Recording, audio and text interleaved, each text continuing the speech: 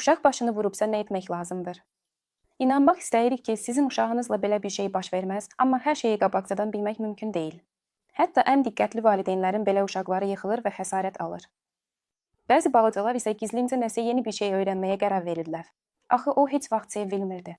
Digərləri isə əksinə düzgün bacarıqları unudurlar. Bəli, o 100 dəfə divandan düşmüşdü, amma bugün başı üstə yerə düşdü. Üçüncüsü isə sadəcə uyğun olmayan yerdə olur, yıxılır və stolun kənarına dəyir. Dördüncülər isə sadəcə balaca dəcəl uşaqlardır. Məsələn, mən tualetə getmişdim, o isə stula çıxıb yıxıldı. Ümumiyyətlə, yıxılmalar xəsarətlərin ən çox rast gəlinən səbəbidir, xüsusilə də 5 yaşa qədər. Hər il 2,5 milyon uşaq yıxılma ilə bağlı xəsarətlərdən təcili yardım şöbəsində müalicə alır. Bir də təsəvvür edin, nə qədər uşaq var ki, onlara heç bir kömək lazım olmayıb, onu düşünməkdən belə qorxuram. Bunu ona görə danışıram ki, özümüzü mən dəhşət anayam kimi günahlandırmağa ehtiyac yoxdur. Əlbəttə, ən yaxşısı yıxılma risklərini minimuma endirməkdir. Bəs bu baş veribsə nə etmək lazımdır? Birincisi, panikaya düşmək lazım deyil. Üzülmək üçün sonra da vaxt tapılar. Əvvəlcə əmin olun ki, uşaq ciddi xəsarət almayın. İkincisi isə çalışın instinktlərinizi bir kənara qoyub tibbi tövsiyələrə uyğun hərəkət edəsiniz. Yəni, ilk növbədə uşağı dərhal qucağınıza almağa tələsməyin. Başa düşüləndir ki, onu sakitləşdirmək və təsəlli vermək istəyirsiniz, amma bir dəqiqəlik gecikmədən heç nə olmaz. Əgər uşaqda ciddi xəsarət varsa, onu tərpədərək əlavə zərər verə bilərsiniz. Əgər huşunu itirmən, qıcolman, qusman, qanaxman, sümüklərdə və yumşaq toxumalarda görünən zədə varsa, uşağı tərpətmədən təcili yardım çağırın. Əgər qıcolma və ya burundan qanaxma varsa, uşağın başını ehtiyatla yana çevirin və mümkün qədər boyun nahiyəsini sabit saxlayın. Əgər yumşaq toxumalardan qanaxma varsa, yaraya təmiz bir parça basıb yardım gələnə qədər gözləmək lazımdır. Əgər təhlükəli simptomlar yoxdursa, uşaq sadəcə qorxub və ağlayırsa, onu qucağınıza alıb sakitləşdirə bilərsiniz. Bu vaxt uşağı, xüsusilə də başının açıq və qapalı travmalar, hematomalar, sıyrıqlar, kəskilər baxımından diqqətlə yoxlayın. Uşaq biraz sakitləşəndən sonra onun hərəkətlərini müşahidə edin.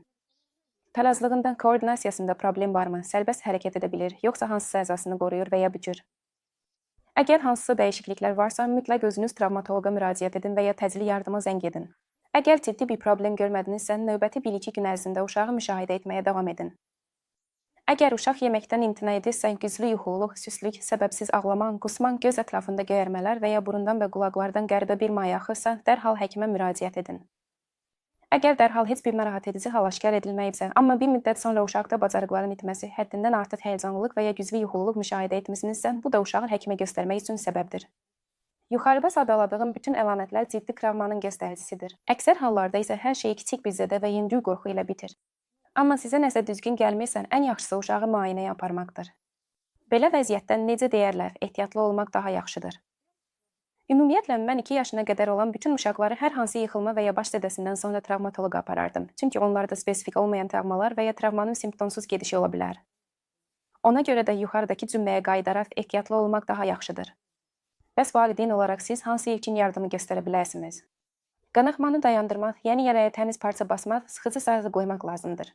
Güclü qanaxma olduqda, əgər bacarırsınızsa, tuniket də qoymaq olar, amma bu məsələdə ehtiyatlı olun. Əgər bacarmırsınızsa, bunu etməyin, çünki düzgün etməmək daha çox zərər verə bilər. Həmçinin hematoma olan yerə soyub qoymaq olar. Buzxanadan çıxarılmış, dəsmalla bükülmüş istənilən əşya uyğun olar. Həmçinin, əgər varsa, ağız və burunun qusuntu kütləsindən təmizləmək, sınıq şübhəsi varsa ətrafı sabitləmək və ehtimal ki, bir dəfəlik ağrı kəsici, ibuprofen və ya parasetamol vermək olar.